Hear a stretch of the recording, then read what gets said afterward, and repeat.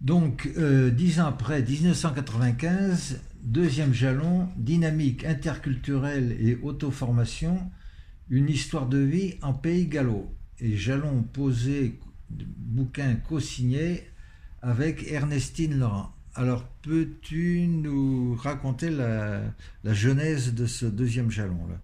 Oui, la jeunesse, c'est d'abord une recherche doctorale, hein, puisque je m'étais inscrit à l'université de Tours, après avoir passé ma maîtrise de sciences de langage, hein, à Rennes, et me retrouvant donc à Tours dans ton séminaire, et puis celui de Nicole Guenier aussi, hein, Ouais, parce ouais. que j'ai toujours gardé les liens avec ma discipline d'origine, la sociolinguistique.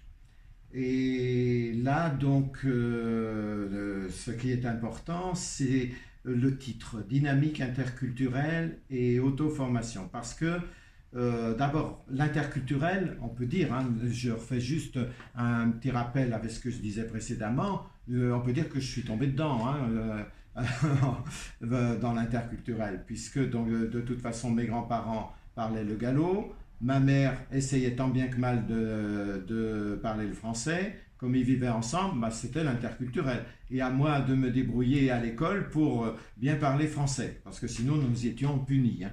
Pour certains, c'était impossible, d'où les échecs scolaires, parce qu'ils n'arrivaient pas à faire la différence entre l'école et la famille. Et puis pour d'autres, effectivement, si tu arrivais bien à faire la différence, on va parler de diglossie, parce que c'est le meilleur exemple, hein. La diglossie, c'est ça justement, c'est être dans l'entre-deux toujours, hein, et faire des mélanges, et entre autres, et donc il fallait absolument pour quelqu'un pour réussir à l'école, eh bien, faire bien cette différence entre ce qui se passait à la maison et à l'école où on exigeait le français. Donc, c'est ce qui m'est arrivé, quoi. Et du coup, j'ai été sensible à ça avec ces enfants qui étaient en difficulté. Il fallait donc les aider à justement à assimiler le gallo en tant que langue personnelle et être capable de le différencier à l'école. D'où mon travail de conseiller pédagogique, hein, lorsque le poste a été créé à l'école normale de Rennes. Et puis, dans l'interculturel, ça m'a amené dans la recherche à aller aux sources. C'est-à-dire que j'ai rencontré Ernestine Laurent lors d'une fête galaise à Concoré, hein. Concoré, ça veut dire le Val aux Fées, donc dans la langue bretonne. Et lors de cette fête, on a discuté, etc. Et je me suis rendu compte qu'elle alternait le gallo et le français, hein. Et ça, c'était formidable. Je lui ai demandé, mais est-ce que tu ne voudrais pas faire quelque chose, travailler avec moi autour de ton histoire de vie? Parce qu'en plus, je viens de voir que tu joues très bien de la bouesse. Alors la bouesse, c'est l'accordéon diatonique. C'est vraiment l'instrument de musique de la Haute-Bretagne, hein. Et elle venait d'apprendre l'accordéon diatonique à sa retraite, 65 ans à l'époque, hein. Formidable. Donc je sentais une énergie incroyable et, et elle acceptait. Elle acceptait et l'aventure interculturelle a continué puisque une fois par mois, je me rendais dans son village de Concoré, où j'étais accueilli le plus souvent autour d'un déjeuner ou d'un bon café, et nous enregistrions ce qu'elle disait au niveau du galop. En fin de compte, j'avais même pas besoin de poser trop de questions. Ça coulait de source, quoi. Et alors, ce qui était très intéressant pour moi et qui a été quand même un des points forts de ma thèse au niveau de la sociolinguistique, c'est le code switching. Alors, le code switching, c'est l'alternance des langues régionales ou même lorsqu'on parle une langue internationale avec sa langue d'origine. Et ça se fait régulièrement chez les bilingues. Et souvent, ils ne s'en rendent pas compte.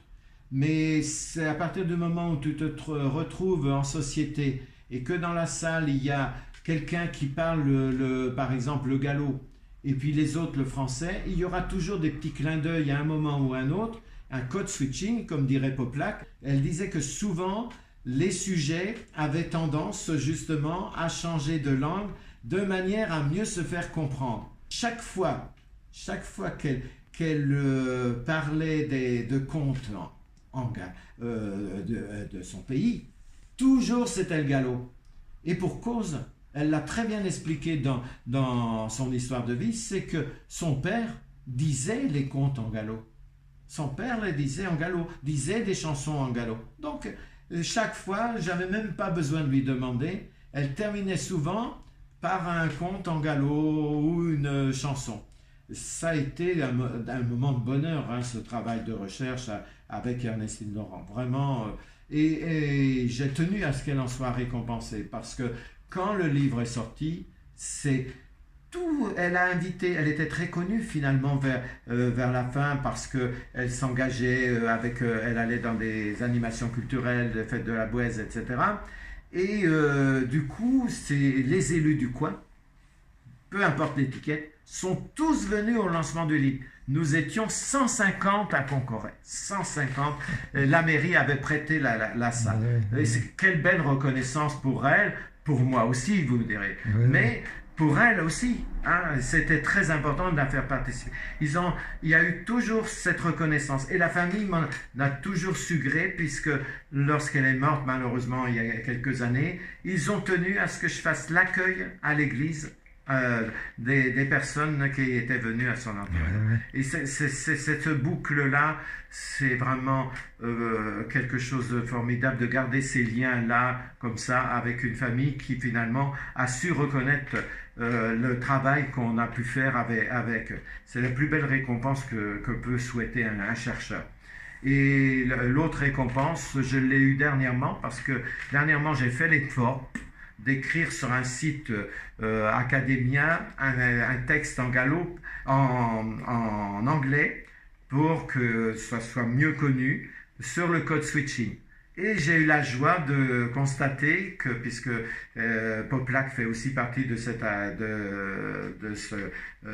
ce site-là, j'ai vu qu'elle était venue plusieurs fois lire ces textes-là et avait donné une appréciation. Donc, ça montre aussi ce travail-là, qui est à la fois un travail sur le plan local. Certains diront, sur le plan local, mais non. Ça dépasse le local. C'est ça l'interculturel. Ça dépasse toujours le local, parce qu'on retrouve des problèmes similaires dans d'autres pays, hein, et c'est un chemin vers l'international.